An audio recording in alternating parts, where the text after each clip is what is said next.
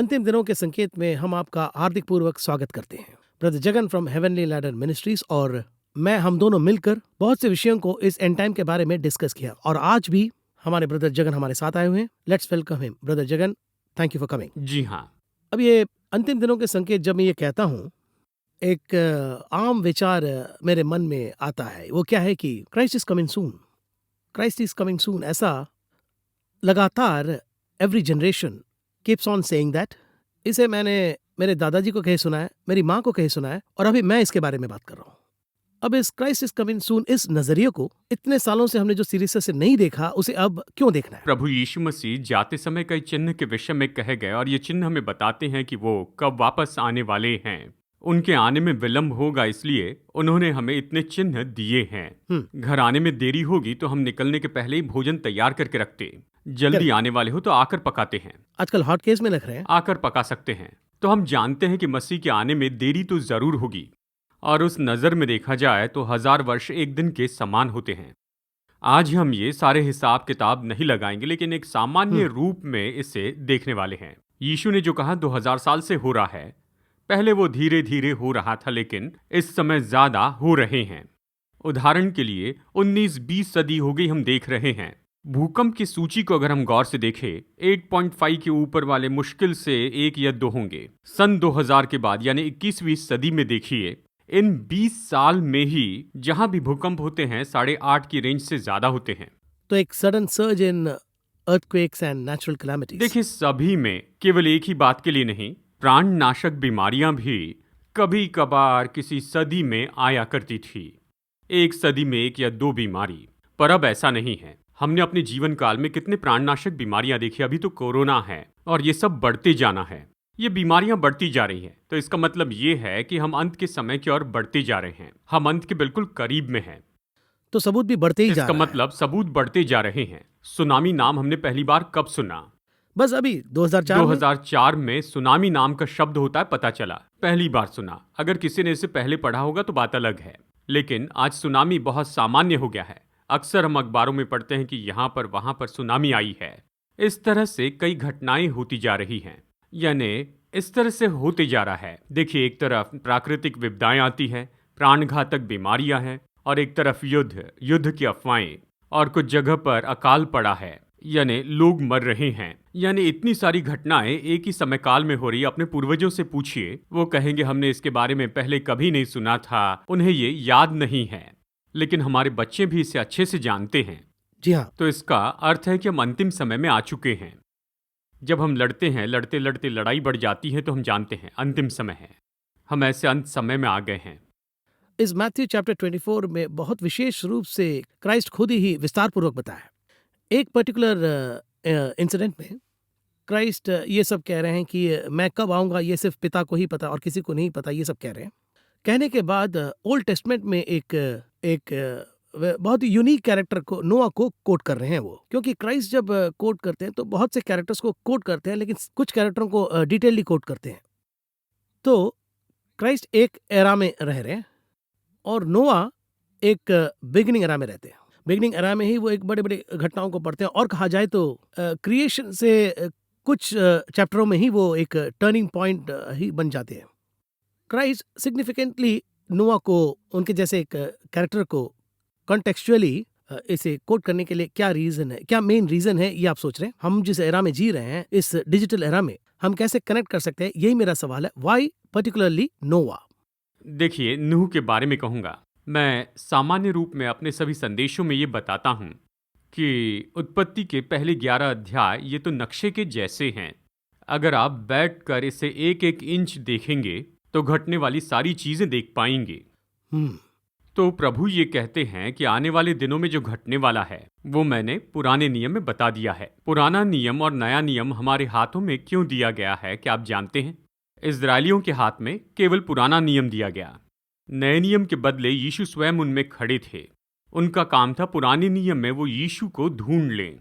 यही काम उनको सौंपा गया था। उन्हें यही करना था। पुराने नियम से यीशु के बारे में देखना था। अगर वो सही है तो बस यही मसीहा है, अगर सही है तो उसका अनुकरण करना था। उन्होंने ऐसे नहीं किया। यीशु ने खुद कहा कि पवित्र शास्त्र में देखो, ये तो मेरी गवाही देते हैं। फिर भी नहीं जान पाए। हमें दोनों नियम देखने हैं। नए नियम में यीशु के बारे में देखना है। पुराने नियम में बताया गया, क्या बताया गया, हमें इसका अध्ययन करना है, तभी हम इसका जवाब पा सकते हैं। हमें बस इसका अध्ययन करना है। अगर हम इसका अध्ययन करेंगे तो हमें सारे जवाब मिलेंगे। फॉर एग्जाम्पल, नूह को लीजिए। नूह के समय में और हमारे समय में एक सामान्य बात है जिसके बारे में बताऊंगा। नूह के युग में हनोक नाम का एक व्यक्ति था। हनोक के बाद नूह आया। हनोक ने बताया संदेश, नूह ने बताया संदेश एक था। हनोक स्वर्ग में उठा लिया जाता है, नूह जल प्रलय में आता है। यही बात अब हम भी कहते जा रहे हैं। यीशु आने वाले हैं और इस संसार का अंत होगा। उसके आने पर कलीसिया उठा ली जाएगी और संसार के बाकी लोग क्लेश काल में जाएंगे। अब जल प्रलय में आने वाला नूह परमेश्वर के द्वारा वहां पर सुरक्षित बचाया जाता है। नूह जहाज में रहने के कारण बच जाता है। वैसे प्रकाशित वाक्य 12 में कलीसिया मरुभूमि से बचाई जाएगी। नूह 7 दिन पहले ही जहाज में प्रवेश करता है, 7 दिन पहले ही, और कलीसिया 7 वर्ष पहले उठाई जाएगी। जल प्रलय के बाद नूह जमीन पर आया। वैसे क्लेश काल के बाद कलीसिया नीचे आएगी। फिर उसके बाद नूह और उसका वंश इस पृथ्वी पर फैलने और राज्य करने लगे। प्रभु यीशु मसीह और कलीसिया क्लेश काल के बाद इस पृथ्वी पर शासन करने वाले हैं। इस तरह पुराने नियम में बहुत कुछ है। मैंने तो केवल एक बात के बारे में बताया। हम गहराई से पुराने नियम को अगर पढ़ेंगे तो ये बात जानेंगे। यानी देखिए, नूह के समय में उसकी जो पीढ़ी थी और हमारी पीढ़ी में यहाँ पर इस तरह समानता है। यह हमें इस तरह से बताता है। ओके। अगर इसके बारे में पूछे, उत्पत्ति अध्याय 6 में, जेनेसिस में वचन 11 ये कहता है, उस समय पृथ्वी परमेश्वर की दृष्टि में बिगड़ गई थी और उपद्रव से भर गई थी। अब ये बिगड़ गई इस शब्द से हम क्या समझ सकते हैं? यानी पहले पृथ्वी सिद्ध थी, एक ऑर्डर था, वो बिगड़ गई। इस शब्द का असली अर्थ क्या है? यानी ये अगर एक लाइन में है तो ये उससे बिल्कुल नीचे आ गई। मतलब परमेश्वर ने इसे जैसे बनाया था ये उसमें नहीं रही, ये उस आकार और रूप से हट गई है। चलिए एक एग्जाम्पल देता हूं, जैसे कि हम इसके बारे में समझाते हैं। परमेश्वर ने आदम और हवा को बनाया, यानी स्त्री और पुरुष विवाह में पति पत्नी बनकर रहेंगे, तो ये योजना है, ओरिजिनल प्लान। जी हाँ, that is a God's plan. 2000 से भी ज्यादा साल हुए हम इसे कर रहे हैं। 6000 साल से संसार में यही फॉर्मूला है। अगर अभी वर्तमान के संसार को देखे तो इसने इसे तोड़ दिया है। स्त्री स्त्री से और पुरुष पुरुष से विवाह करते जा रहे हैं। क्या हम इसे बदल सकते हैं? नहीं, हम इसे नहीं बदल पाते हैं। लेकिन परमेश्वर के सामने ये क्या है? घिनौना काम। हम चाहते हैं कि हमारे बच्चे अच्छे से पढ़े और अच्छे मार्क्स लाए। चाहे कैसे भी मार्क लाए, कम से कम पास तो हो जाए। बस ये कि सिर्फ पास होना और अच्छे मार्क्स लाना अलग है। देखिए, कई बार इस तरह से हम सुनते आए हैं। हमारे माता पिता कहते थे, तुम चाहे जो भी काम करो, लेकिन जाकर काम करो और कुछ पैसे लेकर आओ। बस तुम जाओ, मेहनत करो, पैसा कमाओ। ये एक समय था। अब क्या हो गया है? बस पैसे लेकर आओ। कैसे लाओ? एक समय घूस लेना पाप है ये कहते थे, घूस नहीं लेना, इस तरह से वो बताते थे। लेकिन आज तो घूस देने की स्थिति आ गई। कहते हैं घूस लेना नहीं आता तो जीना नहीं आता। कहते हैं देखो वो उस डिपार्टमेंट में है, यदि उसकी जगह मैं वहां पर होता तो करोड़पति बन जाता। इसे जीना नहीं आता है। तो टॉलरेंस लेवल अभी बहुत हो गया है। आज हमने गलत बातों को सही बनाया है। बाइबल के अनुसार देखा जाए तो बाइबल जो भी बता रही है सब उसका उल्टा ही हो रहा है। ओके, तो यहाँ हम एक छोटा सा ब्रेक लेंगे। मेरा सवाल यह है कि उस समय नोवा को प्रिंट देकर यह कहा कि ये होगा, लेकिन आज उस तरह के नोवाज है ऐसा मुझे लगता नहीं है। या फिर कैसे, how does God see today's generation and is there Noahs today? और कहा जाए तो उस समय जो हुआ और आज जो हो रहा है और कमिंग सून में, what is the direct connection? यही मेरा सवाल है। ब्रेक के बाद बात करेंगे।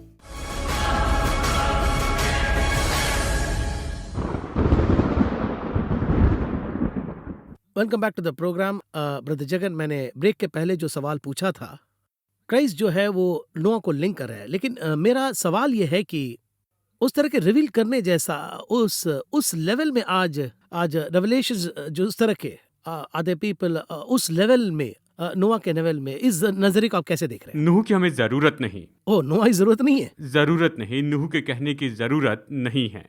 यीशु ने सब कह दिया है, बोलकर सब कुछ लिखित रूप में मुहर लगाकर दे दिया है। आज हमें इसे समझाने वाला कोई चाहिए, हाँ, वही तो कह रहा हूँ, समझाने के इसे लिए। समझाने वाले टीचर, समझाने वाले भविष्यवक्ता। देखिए, मैं आपसे यही कहूंगा कि एक समय था जब यीशु मसीह के 12 चेले उसके साथ थे, लेकिन 11 चेले अच्छे थे और एक दुष्ट था। जी हाँ। और अब तो 11 यहूदा है और एक ही अच्छा है। आज ऐसे व्यक्ति को ढूंढना भी बहुत मुश्किल हो गया है। इसलिए थिस्सलुनीकियों को पौलुस लिखता है, जब भविष्यवाणी की जाती है तो उसे जांच लो, भेड़िए बाहर हैं, इसलिए सावधान रहिए। वचन में लिखा है, झुंड के रखवाले सावधान रहो, यानी सचेत रहो। प्रकाशित वाक्य अध्याय 2 कहता है, कौन प्रेरित है और कौन प्रेरित नहीं है, इसे तुम जांच लो। परमेश्वर ने कलीसिया को ये काम दिया है कि भला भी है बुरा भी है, भले को परख लो और उसे ले लो, और बुरे को तुम ऐसे छोड़ दो।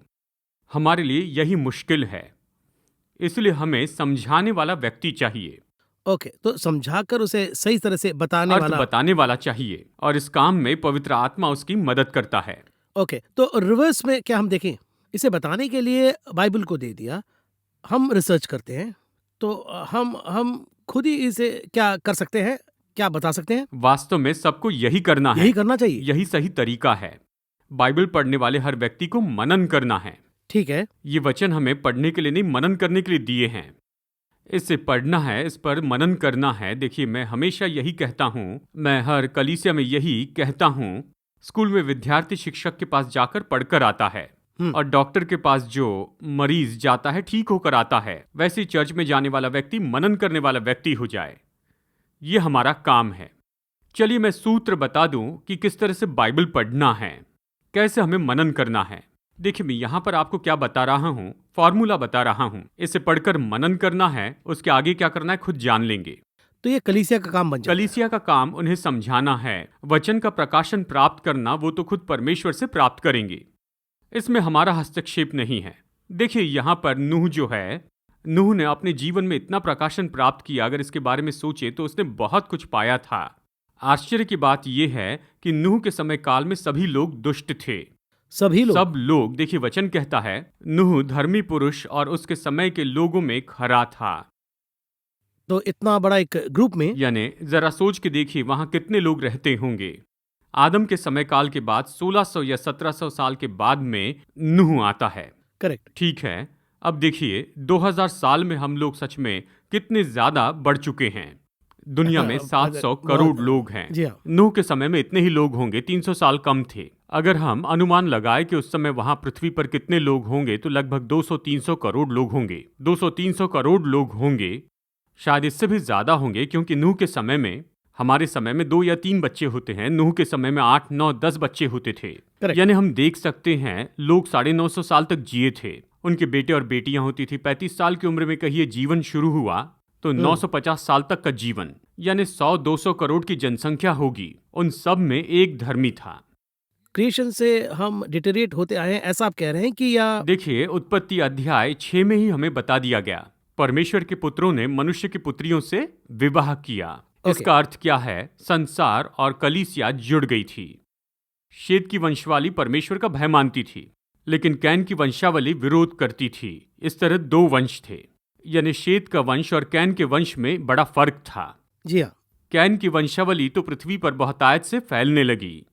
वो बहुत एंटरटेनमेंट वाले लोग थे, यानी संगीत के बहुत से वाद्य उन्होंने बनाए, व्यापार बढ़ाया, इकोनॉमी बढ़ाई, कई कामकाज किए, लेकिन शेत की वंशावली में कोई आविष्कार नहीं हुआ। उनका काम तो बस परमेश्वर की आराधना करना था। इन दोनों की वंशावली जुड़ने लगी, यहीं पर गलती शुरू हो गई। इसी तरह जब परमेश्वर के लोग संसार के लोगों से जुड़ते हैं तो परमेश्वर के लोग ही अशुद्ध होते हैं, पर संसार के लोगों पर प्रभाव नहीं पड़ता। नूह के समय यही तो हुआ था। देखिए, एक समय तक चर्च में और संसार में बड़ा फर्क था, लेकिन आज चर्च संसार जैसे हो रहा है। एक समय था चर्च संसार में गया, अब संसार चर्च में आ गया। यानी अब संसार चर्च में आ गया है, चर्च संसार जैसे हो गया, इसीलिए प्रभु वो बिगड़ गया ये शब्द बिगड़ गया ये शब्द उपयोग हुआ है। और फिर इसके बाद में हम देखते हैं कि एक और वाक्य कहा गया है, मेरी आत्मा मनुष्य से सदा विवाद नहीं करेगी। इसलिए कलीसिया संसार से विवाद नहीं करती। यानी चर्च में यहाँ पर नियम है, हम एक पैटर्न फॉलो करते हैं, पर संसार इन नियमों का पालन नहीं करता है। और जो संसार कहता है चर्च पालन नहीं करता, इस तरह दोनों में फर्क है। अब संसार के लोग इस तरह से कहते हैं, लोग कहते हैं चर्च में टेक्नोलॉजी नहीं है, मीडिया नहीं है, ये दोनों नहीं है, हमें पता है किसका चुनाव करना और किसका नहीं करना है। आप ज़रा सोचिए कि बफेट है, वहाँ पर सब रखा है, वहाँ पर शराब है और सॉफ्ट ड्रिंक है, हम कहाँ पर जाएंगे? सॉफ्ट ड्रिंक लेंगे। हम शराब की ओर जाते भी नहीं हैं। जी हाँ। एक ही टेबल पर दोनों रखे हैं, लेकिन हमें जो चाहिए वही हम उठाते, दूसरे नहीं। इस काम में मदद के लिए पवित्र आत्मा हमारे साथ है, वो मदद करता है। लेकिन चर्च में ये अब घटता जा रहा है, यानी सब कुछ बिगड़ते चले जा रहा है। कलीसिया बिगड़ी हुई दशा में दिखती है। आज मैं किसी और विषय पर बताना चाहता था, यानी हम समय का अलग तरह से उपयोग करते हैं और हम समय का भी उपयोग अलग तरह से करने लगे हैं। भजन संहिता 104 में अगर हम देखें, भजन संहिता 104 में हम पढ़ते हैं, मनुष्य काम करने के लिए सुबह निकले और फिर शाम को अपने घर में लौट कर आए, day and night. Day night. अब बताइए ये पैटर्न कितने साल से चल रहा था? बहुत सालों से चल रहा था, यही तो फंडामेंटल पैटर्न है ना। कितने तो भी साल से, यानी सामान्य रूप में टाइम फैक्टर महत्वपूर्ण था। लेकिन 120 साल पूर्व देखिए मनुष्य कैसे थे। थॉमस अल्वा एडिसन ने बल्ब का आविष्कार किया, मनुष्य रात को काम करने लगा। ओके। तो लाइट का आविष्कार गलत था? नहीं, उसका उपयोग गलत हो रहा है। हाँ, उसका सही उपयोग उपयोग करना चाहिए। बहुत से लोग कहते हैं, इंटरनेट के बारे में बुरा कहते हैं, इंटरनेट के उपयोग करते हैं। देखिए घर में चाकू है, उससे सब्जी काटते हैं या गला काटते हैं, ये देखना चाहिए। सब्जी काटना अच्छी बात है, इंटरनेट का सही उपयोग करना चाहिए, तो Correct. कोई समस्या नहीं है। गलत चीजें देखना गलत है। करेक्ट। इसी तरह कहता हूँ, बिजली भी बहुत ज़रूरी है। ये इसलिए है कि रात को लाइट हो और हम अच्छे से काम कर सके। लेकिन इसका ये अर्थ नहीं है कि बिजली लगाकर रात 2 बजे तक जागे। ऐसा करने से हमारा शरीर बिगड़ जाता है। डॉक्टर से पूछिए, वो बताएंगे। मैंने पूछा तो उन्होंने कहा कि 10 या 11 बजे सो जाना चाहिए। 10 बजे सो जाना चाहिए, सुबह 5 बजे उठना चाहिए, 7-8 घंटे सोना चाहिए। यानी लोग कहते हैं 8 घंटे सोना चाहिए, जैसे तैसे 8 घंटे सो जाएं। हमने उसे ही बदल दी। ये ज़रूरी है, यानी रात के 2 बजे तक जागे रहेंगे और फिर सुबह 10 बजे तक सोएंगे। 8 घंटे सो गए ना। मैं कह रहा हूँ शरीर सिस्टमैटिक रूप में काम नहीं करेगा। डॉक्टर कहते हैं कि 10 से 12 तक शरीर के कुछ अंग काम करते हैं, 12 से 2 तक कुछ अंग काम करते हैं, 3 से 5 कुछ काम करते हैं। हर अंग अपना काम करता है। उस समय जागते रहे तो वो काम नहीं कर पाएंगे। इस प्रकार शरीर बिगड़ना शुरू हो जाता है। हमारे वे ऑफ लाइफ में बदल वे ऑफ लाइफ। परमेश्वर ने एक नियम बनाया है। उदाहरण देता हूँ, किसी मनुष्य ने कोई नियम बनाया और यदि उस व्यक्ति के सामने उस नियम का उल्लंघन करे तो उस नियम को उसके सामने तोड़ेंगे तो उन्हें गुस्सा आएगा ना। नेचुरली कहेंगे मैंने नियम बनाया। इसी तरह से परमेश्वर ने एक नियम बनाया, प्लान रखा है, ड्राइंग रखा है। ये परमेश्वर कौन है? सर्वशक्तिमान है। उसके सामने हम कुछ भी नहीं हैं। यानी वो ऐसे परमेश्वर है जिसने सूर्य, चांद और तारों को बनाया है। हम तो धूल हैं। हम सामान्य मनुष्य उस सर्वशक्तिमान के नियम को बदल कर उसके साथ वाद विवाद करेंगे तो क्या होगा? ये कितनी गलत बात है। इसका परिणाम क्या हुआ? इस भूमि पर सब कुछ गलत होते जा रहा है। मैं यही कह रहा हूँ। देखिए, सुनामी जो कि बहुत ही भयंकर थी, परमेश्वर है ना? अगर वो है तो ये घटता क्या? अगर सुनामी आई तो लाखों लोग मर जाते हैं। यानी इस भूमि को परमेश्वर ने 6000 साल पहले सुंदर रूप में मनुष्य को दिया। इन 6000 वर्षों में मनुष्य ने पृथ्वी को बिगाड़ा, केवल बिगाड़ा है। फिर कहते हैं परमेश्वर है या नहीं। यदि किसी बच्चे को कोई खिलौना हम देते हैं, अगर वो उसके 3 टुकड़े करके लेकर आए, फिर पूछना कि वो सच में तुम्हारे पिताजी हैं या नहीं। ये इसी तरह से हैं। इस बिगाड़ के कारण इतनी विपदाएं आई हैं।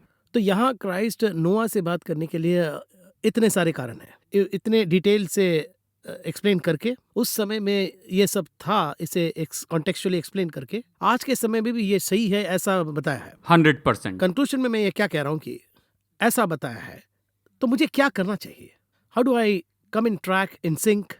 मुझे भी उसके अंदर जाना है, लेकिन बाहर से बहुत सारे डिस्ट्रैक्शंस भी है, but I don't want to miss the boat. जो ये कह रहे हैं उनके लिए आपका क्या संदेश है? अब इस बिगड़ी दशा को कोई सुधार नहीं सकता है। ठीक है, मान लिया, अगर आप कहेंगे 24 घंटे काम मत कीजिए, तो बताइए सुनने वाला कौन है? कोई नहीं। 24 घंटे तक शॉपिंग मॉल मत खुला रखिए, 24 घंटे तक फ्लाइट मत चलाइए, कहते हैं, कोई सुनने वाला नहीं है। करेक्ट। यह हमें पता है। ठीक है, हमारे लिए नींद जरूरी है, तो फिर परमेश्वर ने क्या कहा? इस दशा को हम सुधार नहीं सकते।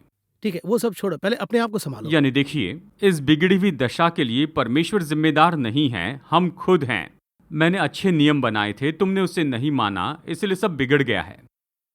डैम का पानी मत खोलना कहा, अगर उसे खोलेंगे तो गांव पानी में डूब जाएंगे, ये फार्मूला है, नेचुरल है। यानी उसके खोलते ही विनाश तो आने ही वाला है, ये बात तो निश्चित की गई है। तो हम इस विनाश से कैसे बच सकते हैं? उन दिनों में परमेश्वर ने जहाज बनाने को कहा, उसी से तुम बच सकते हो।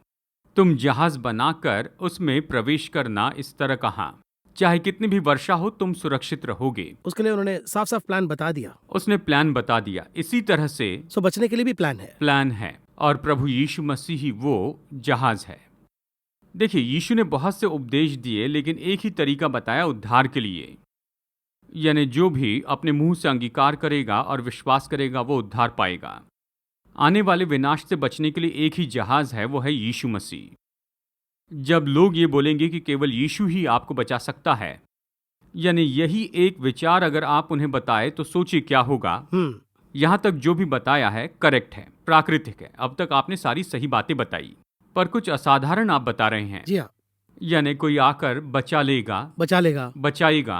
नूह के समय में जल प्रलय, ये अलौकिक बात थी। जी हाँ। लोग इस बात से अनजान थे। हमने 2004 में सुनामी के बारे में पहले सुना, उनके पास ये अवसर नहीं था। एक और कॉन्टेक्स्ट भी है, जैसे भी बचा लेंगे ना, देख लेंगे, ऐसा भी एक कॉन्टेक्स्ट है। हाँ, वो परमेश्वर का अनुग्रह खो चुके थे, यानी उन पर परमेश्वर का जो अनुग्रह था वो चला गया। वो उस तरह के समूह में थे। हाँ, वो समूह में थे। तो चलिए मैं आपको एक उदाहरण बताता हूँ, इससे शायद आप अच्छे से समझ पाएंगे। एक विद्यार्थी था जिसने 25 बार उसने कोशिश की। 25 बार? यानी 25 बार कोशिश की। MA BF क्योंकि master of matriculation attempted but failed ऐसा कैरेक्टर। यानी 25 बार कोशिश की। उसने कहा मैं इतने पेपर्स क्लियर नहीं कर पाऊंगा। उन्होंने फैसला कर लिया। तो फिर इस तरह से उसने सोचा, मैं केवल इसके लिए अप्लाई कर देता हूं। ऐसा कहकर उसने अप्लाई किया। अप्लाई करने के बाद, और जब उसने अप्लाई किया तो उसके बाद में कॉलेज ने इस तरह कहा, अप्लाई करने वाले सब पास। अप्लाई करने वाला ही पास? यानी अप्लाई किया था तो पास हो गए।